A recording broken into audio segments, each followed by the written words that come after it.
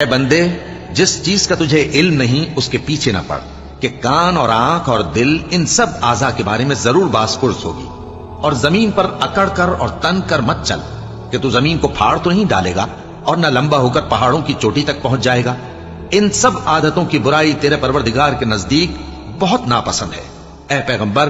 یہ ان ہدایتوں میں سے ہیں جو اللہ نے حکمت کی باتیں تمہاری طرف وحی کی ہیں، اور اللہ کے ساتھ کوئی اور معبود نہ بنانا، کہ ایسا کرنے سے ملامت زدہ اور راندہ درگاہ بنا کر جہنم میں ڈال دیے جاؤ گے۔ مشرکو، کیا تمہارے پروردگار نے تم کو تو لڑکے دیے اور اپنے لیے فرشتوں کو بیٹیاں بنایا؟ کچھ شک نہیں کہ یہ تم بڑی نامعقول بات کہتے ہو، اور ہم نے اس قرآن میں طرح طرح کی باتیں بیان کی ہیں تاکہ لوگ نصیحت حاصل کریں، مگر وہ اس سے اور بدک جاتی ہیں۔ کہہ دو کہ اگر اللہ کے ساتھ اور معبود ہوتے جیسا کہ یہ کہتے ہیں تو وہ ضرور عرش والے کی طرف لڑنے بھیڑنے کے لیے رستہ نکالتے۔ وہ پاک ہے، اور جو کچھ یہ بکواس کرتے ہیں اس سے اس کا رتبہ بہت عالی ہے۔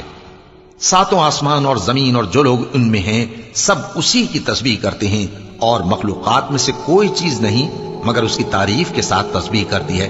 لیکن تم ان کی تسبیح کو نہیں سمجھتے۔ بے شک وہ بردبار ہے، غفار ہے۔ اور اے نبی،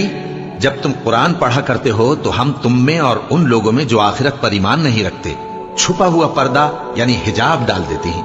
اور ان کے دلوں پر بھی پردے ڈال دیتے ہیں کہ اسے سمجھ نہ سکیں، اور ان کے کانوں میں ثقل پیدا کر دیتے ہیں۔ اور جب تم قرآن میں اپنے پروردگار یکتا کا ذکر کرتے ہو تو وہ لوگ بدک جاتے ہیں اور پیٹ پھیر کر چل دیتے ہیں۔